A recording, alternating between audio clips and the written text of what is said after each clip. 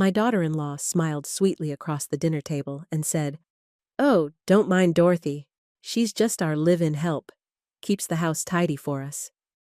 The crystal wine glasses clinked as everyone laughed, including my own son.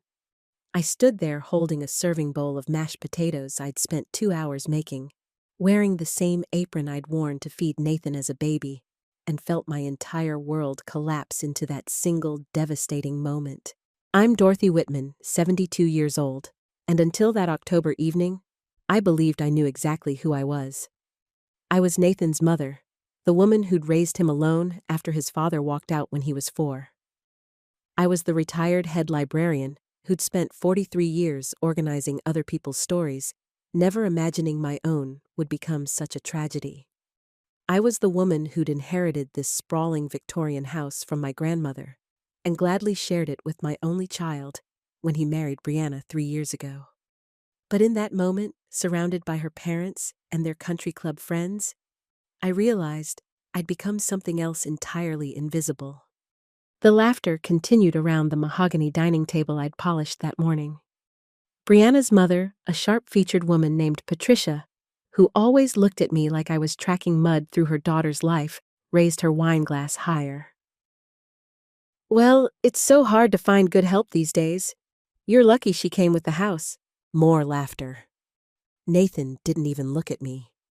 He was cutting his pot roast, the one I'd marinated overnight, and slow-cooked for 6 hours while he slept until noon, and nodding along with whatever story Brianna's father was telling about his golf handicap.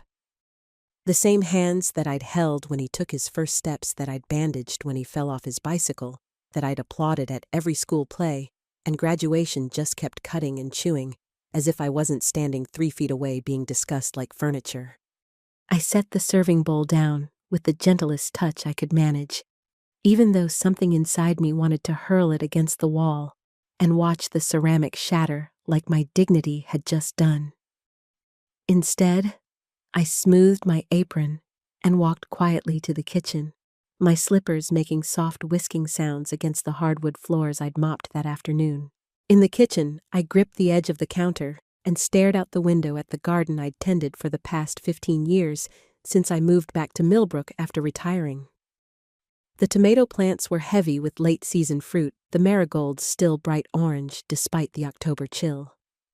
Everything looked exactly the same as it had that morning, but something fundamental had shifted inside the house. Inside me. I could hear them through the swinging door, their voices carrying that particular pitch of people who've had just enough wine to forget their manners.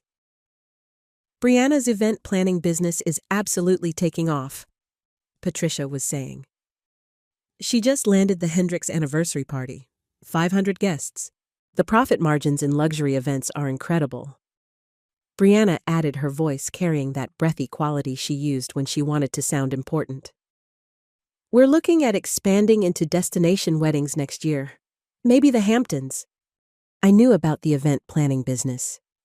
I'd helped her set up the website using skills I'd learned, updating the library's digital catalog.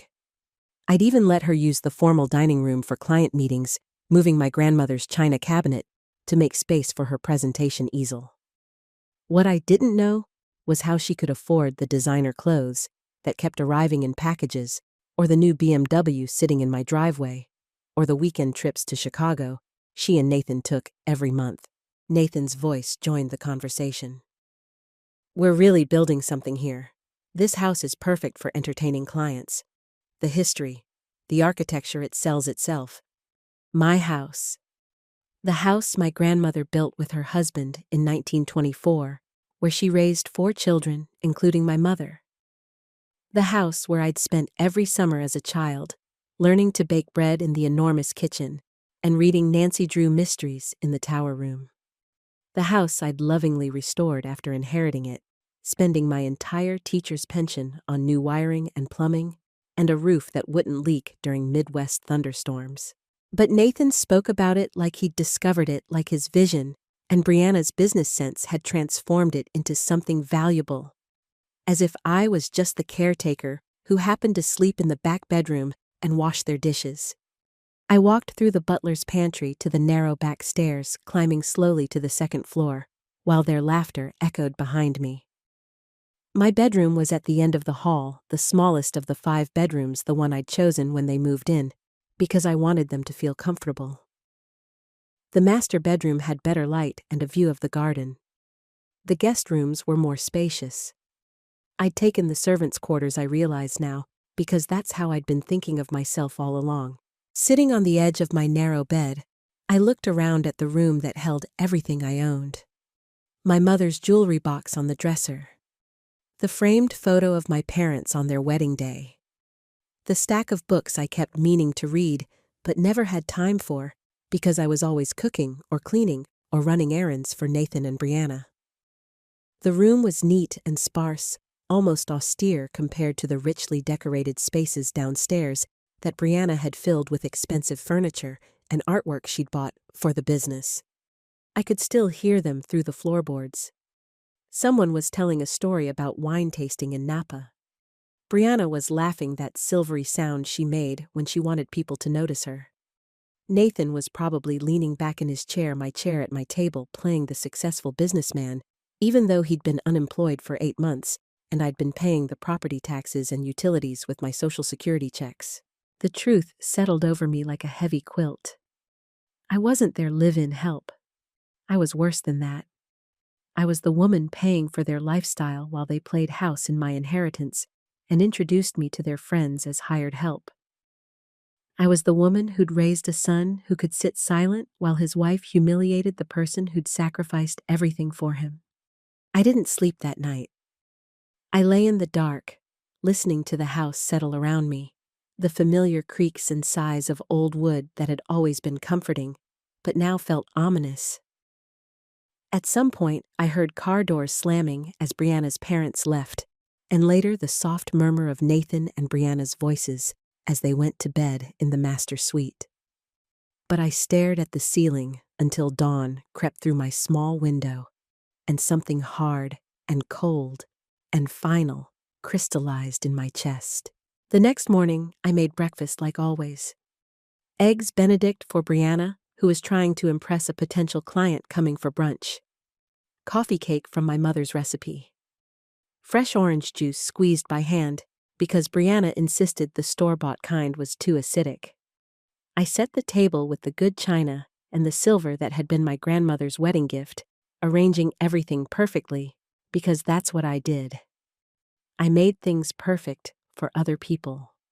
Brianna came downstairs first, wearing a cream-colored suit that probably cost more than my monthly grocery budget. She was scrolling through her phone, her perfectly manicured nails tapping against the screen. "Dorothy, did you press my gray dress? I need it for Thursday's consultation." "It's hanging in your closet," I said, not looking up from the eggs I was poaching. "And did you pick up my prescription, the vitamins from that organic place?" "On the counter by the coffee pot." She glanced up, finally registering my tone. "Is everything okay? You seem tense." Nathan appeared in the doorway, still in his pajamas, even though it was nearly 10 o'clock. "Morning, Mom. Something smells incredible." I turned around and looked at both of them. Really looked. Nathan had my father's nose and my mother's stubborn chin, but his eyes, those pale blue eyes I'd always thought came from his father's side, suddenly seemed like they belonged to a stranger. Brianna stood beside him looking polished and professional and completely at home in my kitchen, in my house, in my life. "We need to talk," I said quietly. Brianna's client arrived before we could have that conversation, and I watched from the kitchen window as they toured the garden, Brianna gesturing dramatically at the rose bushes I'd planted and the pergola I'd had built for summer reading. She was selling my home as a backdrop for someone else's party, monetizing the beauty I'd created with my own hands. The client was a woman about my age, well-dressed and soft-spoken. I served them coffee and cake on the front porch, listening as Brianna quoted prices that made my eyes water. $20,000 for an anniversary party. Additional fees for floral arrangements, catering coordination, specialty linens. She spoke with the confidence of someone who'd done this dozens of times, but I knew she'd only planned 3 events since starting her business, and 2 of them had been disasters. After the client left, I found Brianna in the dining room packing up her presentation materials. Nathan was nowhere to be seen, probably playing video games in the den like he did most afternoons.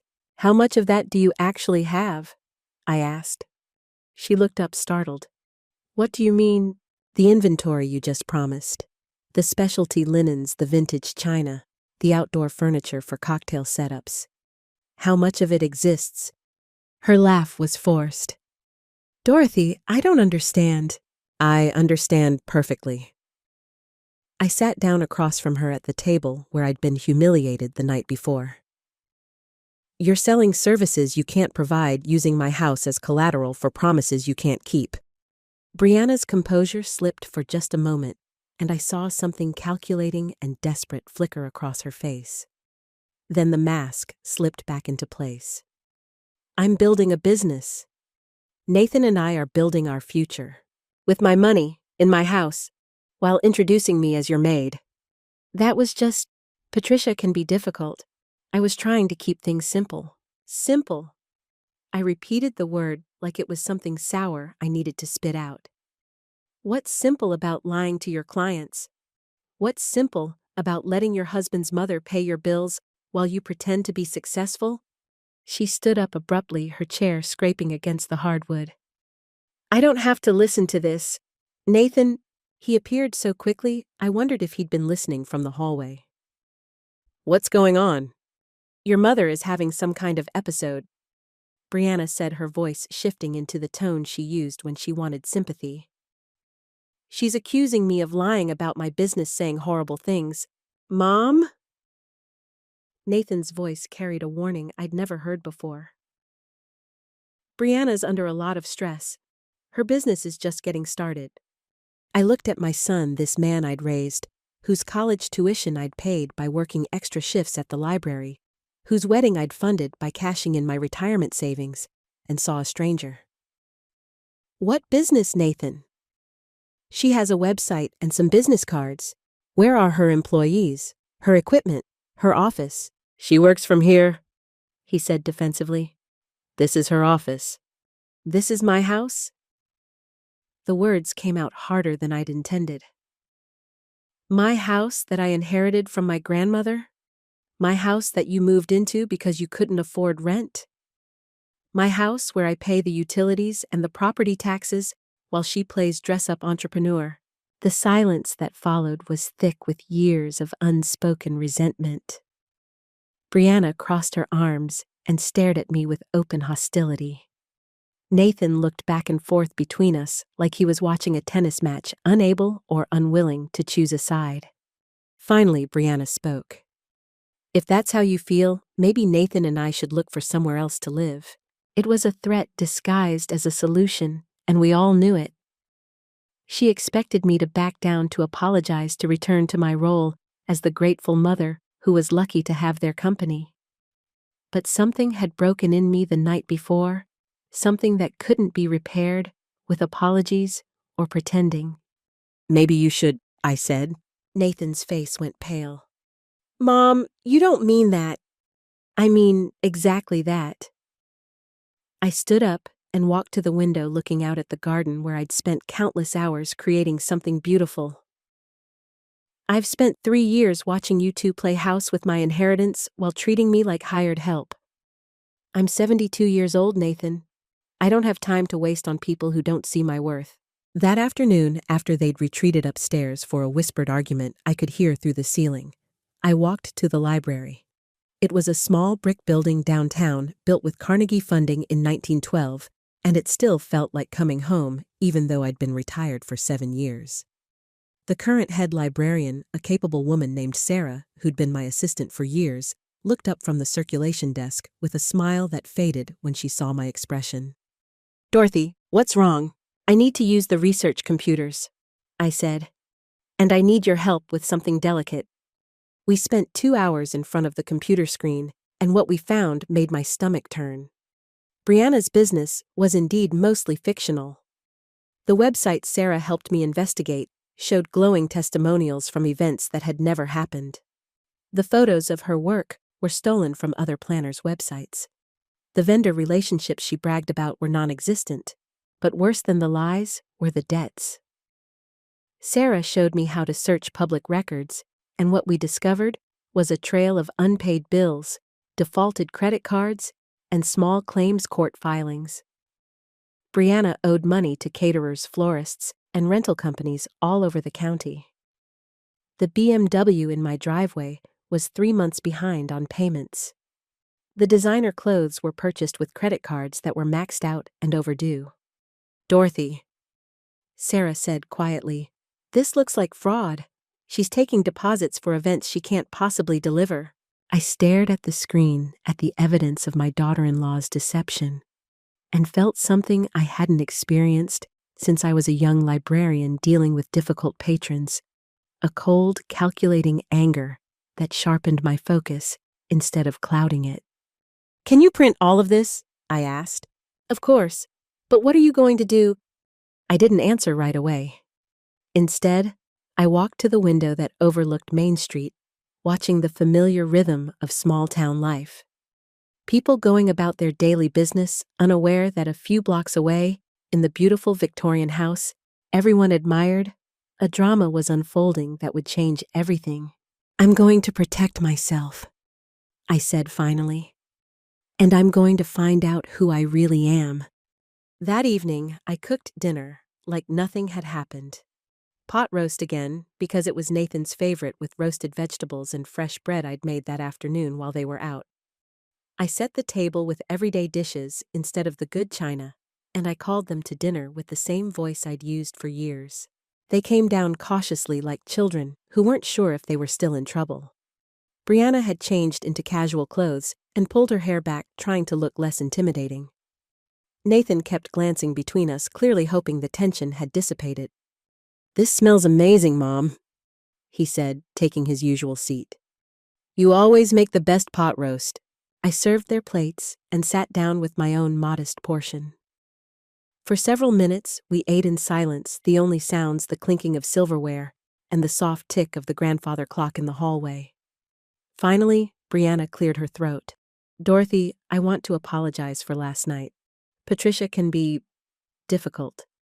I was trying to manage her expectations, and I handled it poorly." I looked at her carefully. She was using her professional voice, the one she used with clients, measured and sympathetic, but ultimately hollow. "What expectations?" "She has very traditional ideas about family roles. When she sees you cooking and cleaning, she makes assumptions. I was trying to avoid a lecture about women's liberation and domestic dynamics. It was a clever explanation, almost believable. But after spending the afternoon documenting her lies, I could hear the calculation behind every word. "So, you threw me under the bus to avoid an awkward conversation with your mother. It wasn't intentional. I'm sorry if it came across that way." Nathan reached across the table and patted my hand. "She really is sorry, Mom. We both are. Maybe we can all try to communicate better going forward." I looked down at his hand covering mine. The same hand I'd held when he was frightened by thunderstorms. The same hand I'd taught to hold a pencil and tie shoelaces and throw a baseball in the backyard of our old house across town. When had it become the hand of someone who could sit silent while I was humiliated?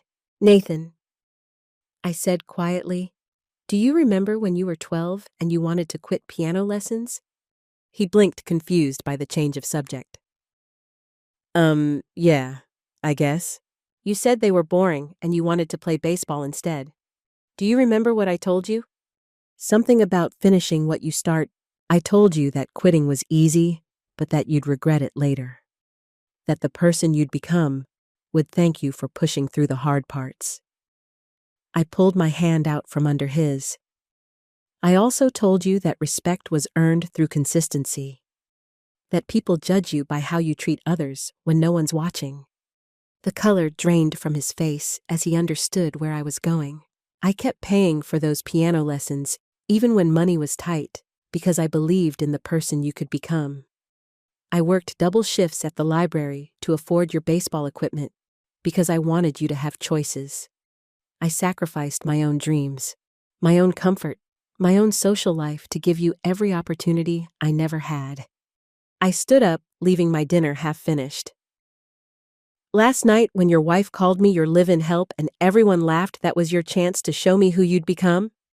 That was your moment to demonstrate the respect and consistency I spent 18 years teaching you? Mom, you chose to keep eating your dinner. The dinner I cooked at the table I set in the house I inherited, while the woman you married turned me into a joke for her parents' entertainment. Brianna started to speak, but I held up my hand to stop her. I'm not interested in your apologies or explanations. I'm interested in actions, and your actions have shown me exactly where I stand in your lives. I walked to the kitchen and began clearing the dishes, my movements automatic, after decades of practice. Behind me, I could hear whispered arguments, the scraping of chairs, the soft sound of footsteps on stairs. But I didn't turn around. I washed the dishes by hand, dried them carefully, and put them away in the cabinets my grandmother had installed 90 years ago. Then I climbed the back stairs to my small bedroom and locked the door behind me. The next morning, I was awake before dawn. I made coffee and sat at the kitchen table with the folder of printouts Sarah had helped me compile. In the gray light of early morning, the evidence of Brianna's deception looked even more damning. She wasn't just struggling with a new business, she was running an elaborate con game that was bound to collapse eventually. I thought about the woman who'd come for the consultation, the trusting client who was planning to pay $20,000 for an anniversary party that would likely never happen. I thought about the caterers and florists who were already owed money, small business owners who couldn't afford to absorb the losses. I thought about Nathan sleeping upstairs in blissful ignorance, while his wife's house of cards teetered on the edge of collapse. But mostly, I thought about myself. About the woman who'd spent 72 years putting other people first, who'd raised a son alone, and worked until her back ached, and her feet swelled, and her dreams shriveled into something she kept locked away in the bottom drawer of her heart. About the woman who'd inherited a beautiful house and promptly turned it into a hotel for ungrateful guests who saw her as a convenience rather than a person. I was still sitting there when Nathan came downstairs already dressed for what I assumed was another job interview he wouldn't mention. He looked surprised to see me up so early, and even more surprised by the serious expression on my face. "Morning, Mom. You're up early."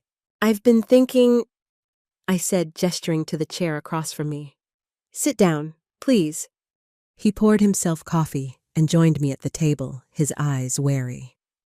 In the morning light, he looked older than his 31 years, and I could see the stress lines around his eyes that hadn't been there a year ago. "Nathan, I need you to tell me the truth about your financial situation. No deflecting, no protecting my feelings. I need facts." He shifted uncomfortably. "What do you mean?" I need to know how much debt you're carrying. I need to know about Brianna's business debts. I need to know what you've been living on for the past 8 months since you lost your job." His face flushed red. "How did you—" "I know because I pay attention. I know because I'm not stupid regardless of how I've been treated lately." I leaned forward. "I know because I've been subsidizing your lifestyle without realizing it, and now I need to understand the scope of the problem." For a long moment, he just stared at his coffee cup. When he finally looked up, his eyes were bright with unshed tears. "It's bad, Mom. Really bad."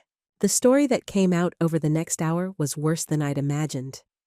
Nathan had been fired from his accounting job for what his supervisor called persistent tardiness and attitude problems. Brianna's business was indeed a facade. She'd been taking deposits and using them to pay personal expenses, always planning to deliver on the events next month when her cash flow improved. They owed nearly $60,000 to various creditors, and bankruptcy was looking like their only option.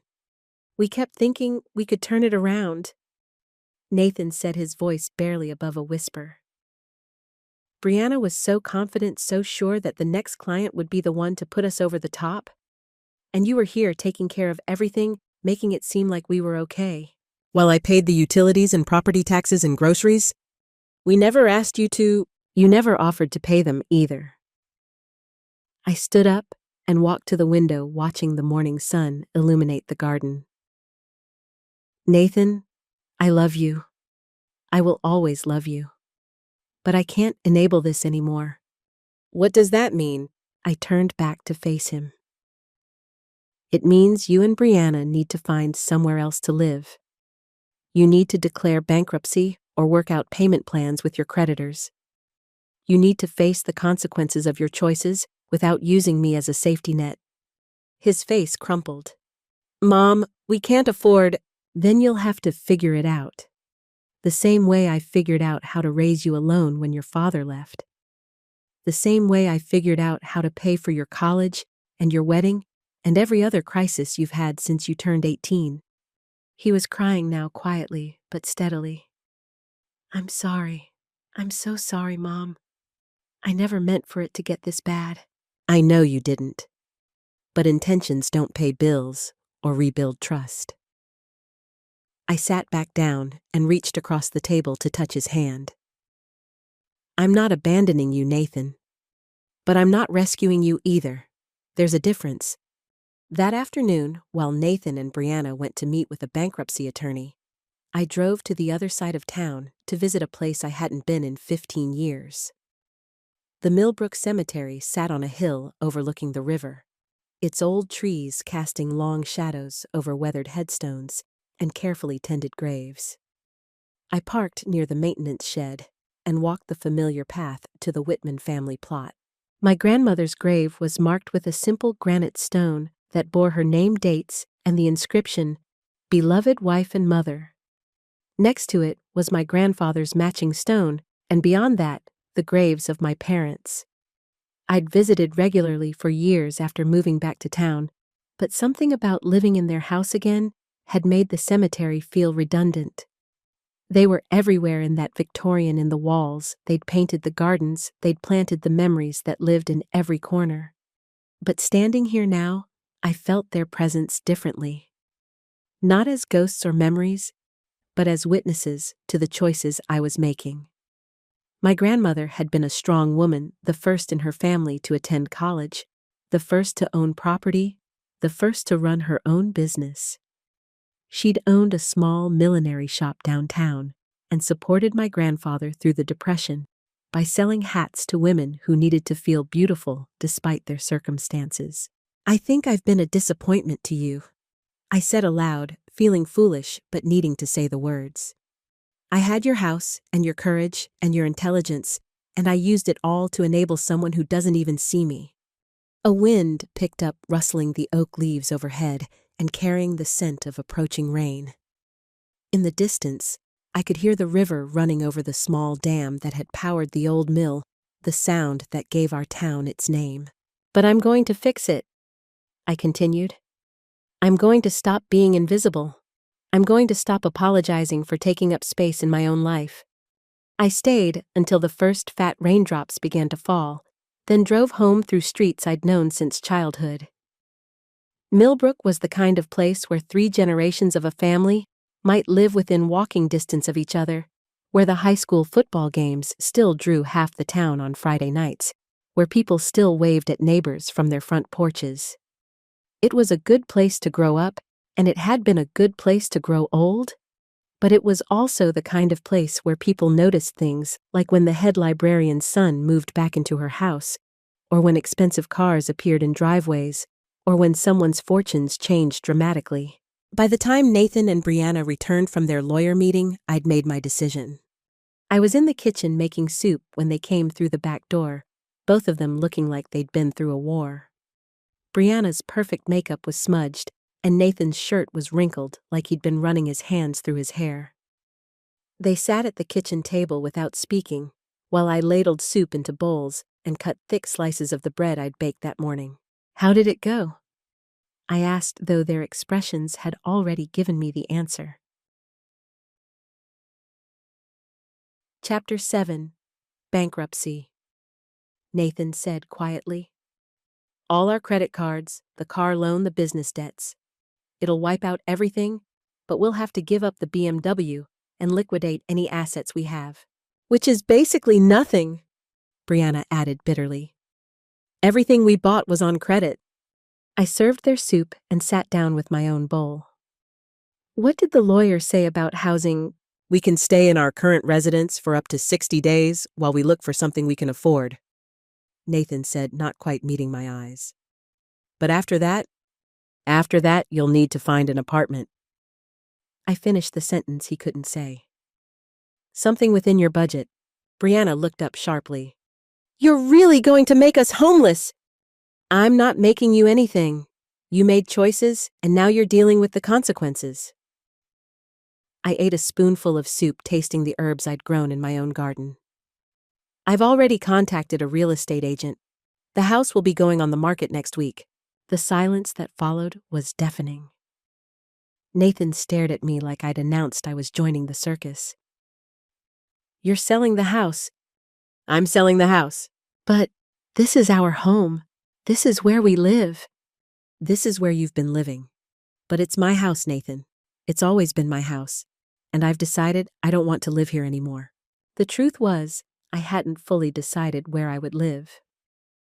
The house was worth enough to buy a smaller place outright and still have money left over for travel, for experiences I'd been putting off for decades. I could move to a condo in town or a cottage by the lake, or even to another state entirely. For the first time in my adult life, I had choices. Brianna was the first to recover from the shock.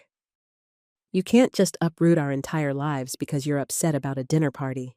This isn't about a dinner party. This is about 3 years of being taken for granted. This is about being introduced as hired help in my own home. This is about watching you build a business on lies while I subsidize your fantasy. We never asked you to pay for anything, she protested. You never offered to pay for anything either. You just let me handle it while you played house with my inheritance. I stood up and began clearing the table, my movements sharp with suppressed anger. I'm 72 years old, Brianna. I don't have time to waste on people who see me as a convenience. That night, I called Sarah at the library and asked if she knew any divorce attorneys. Not for me, I'd been widowed for 20 years, but because I needed legal advice about protecting my assets during Nathan and Brianna's bankruptcy proceedings. She gave me the name of a woman in the county seat who specialized in family law and elder rights. The next morning, I drove 40 minutes to meet with attorney Janet Morrison, a sharp-eyed woman in her 50s, who listened to my story without judgment. Her office was in a converted Victorian, not unlike my own house, and sitting in her client chair, I felt like I was seeing my situation from the outside for the first time. You're not legally responsible for their debts, she assured me after reviewing the documents I'd brought. And since the house is solely in your name, it's not part of their bankruptcy estate. You're free to sell it or keep it as you choose. What about the fact that they've been living there? Do they have any claim? None whatsoever. They were essentially your tenants, except you never charged them rent. If anything, you've been extraordinarily generous. She helped me draft a formal notice giving them 30 days to vacate the premises, and she explained my rights as a property owner. By the time I left her office, I felt something I hadn't experienced in years, the power that comes from knowing exactly where you stand legally and emotionally. The next few weeks passed in a blur of real estate showings, packing, and difficult conversations. The house attracted multiple offers within days of being listed, apparently beautifully restored. Victorians were in high demand among buyers from Chicago who wanted weekend retreats in small towns. I accepted an offer from a young couple who promised to love the house as much as I had, and I felt something like peace knowing it would be cared for. Nathan and Brianna found a small apartment above the hardware store downtown, a far cry from the spacious elegance they'd become accustomed to. They moved out on a gray November day, taking only the personal belongings they'd brought with them 3 years earlier.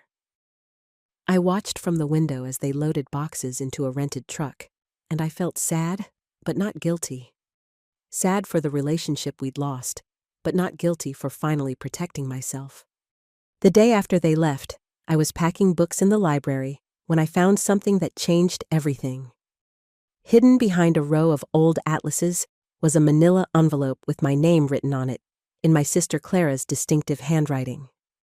Clara had been 10 years older than me, a hospital administrator who'd died suddenly of a heart attack 2 years earlier. I'd cleaned out her apartment myself and thought I'd found everything important. Inside the envelope was a letter dated just a month before Clara's death, along with a stack of photocopied hospital records that made my hands shake as I read them. Dorothy. The letter began, "If you're reading this, it means I'm gone, and you're finally going through things properly. I should have told you this years ago, but I was afraid. Afraid of hurting you, afraid of destroying Nathan's life, afraid of admitting my own role in covering up the truth." The truth laid out in clinical detail across 30 pages of medical records was that Nathan wasn't my biological son. There had been a mix-up in the hospital nursery the night he was born, a confusion caused by a power outage that had disrupted the normal tracking procedures. By the time the mistake was discovered, both babies had gone home with the wrong families. Clara had been the administrator on duty that night. She'd made the decision to keep the mistake quiet, convincing herself that it was too late to fix, and that revealing the truth would cause more harm than good. She'd carried the secret for 31 years, watching me raise a child who wasn't genetically mine, while another family across town raised my biological son. My real son, according to the records, was named David Parker. He'd been born the same night as Nathan in the same hospital, but had gone home with parents who'd moved away from Millbrook when he was 5. Clara had lost track of them after that, but she'd kept copies of all the documentation, hoping someday to find the courage to make things right. I sat on the floor of my grandmother's library, surrounded by boxes of books and the scattered pieces of my fractured life, and felt something break apart inside me that had nothing to do with anger or betrayal. This was a different kind of loss, a grief for all the moments I'd missed with my real child, and all the moments I'd given to someone who was never truly mine. But as I read Clara's letter again, I realized something else: the love I'd felt for Nathan, the sacrifices I'd made, the woman I'd become as his mother. None of that was diminished by biology. I'd chosen to love him completely, and that choice had shaped both of us, regardless of DNA. The question now was what to do with this knowledge. Nathan was struggling with bankruptcy and the collapse of his marriage to a woman whose lies had finally caught up with her. Finding out that he wasn't my biological son would either devastate him further or give him an excuse to justify his behavior. And somewhere in the world, my real son was living a life I'd never been part of with parents who might be wonderful people, who'd given him everything I would have. I folded the letter carefully and put it back in the envelope. Some truths were too heavy to carry alone, and some secrets were meant to be kept. But this one would have to wait until I figured out who I was, without the identity of Nathan's mother, without the role of caretaker and enabler and invisible woman who made everyone else's life possible. The house closed on a crisp December morning, and I handed over the keys to the young couple who'd fallen in love with its character and history. They promised to send me photos of their renovations, and I promised to visit sometime to see how they'd made it their own. I'd bought a small cottage on the lake, a 1950s ranch that needed work, but had good bones and a view of the water that changed with every season. It was the first home I'd ever chosen entirely for myself, without considering anyone else's needs or preferences. The kitchen was tiny compared to my grandmother's expansive space, but it was mine. The garden was overgrown, but I had plans for it. The silence was profound, but it felt peaceful rather than lonely. On New Year's Eve, I sat by my new fireplace with a glass of wine and a photo album I'd rescued from the Victorian. Pictures of Nathan as a baby, as a toddler, as a little boy who'd followed me around the house, asking endless questions and begging for just one more story before bedtime. Pictures of birthday parties I'd thrown, school plays I'd attended, milestones I'd celebrated as if he were my own. He was my own in every way that mattered. Biology was just science. Love was a choice I'd made every day for 31 years, and it didn't become less real because of a hospital mix-up I'd never known about. But my love didn't obligate me to accept disrespect or enable destructive behavior. It didn't require me to disappear into the background of my own life or pretend that being called live-in help hadn't cut me to the bone. Love could exist alongside boundaries, alongside self-respect, alongside the decision to stop giving pieces of yourself to people who didn't value what they received. I closed the photo album and walked to the window that looked out over the frozen lake. In the spring, I would plant a garden. I would join the local historical society and maybe volunteer at the new library branch they were building in the next town over. I would travel to places I'd always wanted to see but never made time for. I would fill my small house with books and music and the kind of peace that comes from finally knowing your own worth. And maybe someday I would try to find David Parker, the son I'd never known. Not to disrupt his life or claim a relationship I'd never earned, but simply to see what kind of man he'd become. To know that somewhere in the world there was another piece of my heart walking around, living and loving and making choices that might echo the values I'd tried to instill in the child I'd actually raised. But that was a decision for another day. Tonight, I was simply Dorothy Whitman, 72 years old, sitting in her own house, drinking her own wine, making her own choices for the first time in decades. I wasn't anybody's mother or caretaker or live-in help. I was just myself finally, and completely myself, and that was enough. The firewood crackled and settled, sending shadows dancing across the walls of my new home. Outside, snow began to fall in fat, lazy flakes that caught the light from my window and disappeared into the darkness of the lake. I pulled a blanket around my shoulders and settled deeper into my chair, listening to the silence that belonged entirely to me. Tomorrow would bring new challenges, new decisions, new possibilities I couldn't yet imagine. But tonight, for the first time in my adult life, I was exactly where I belonged, in my own space, on my own terms, answerable to no one but myself. And if that wasn't happiness, it was something close enough to satisfy a woman who'd spent too many years believing she didn't deserve either.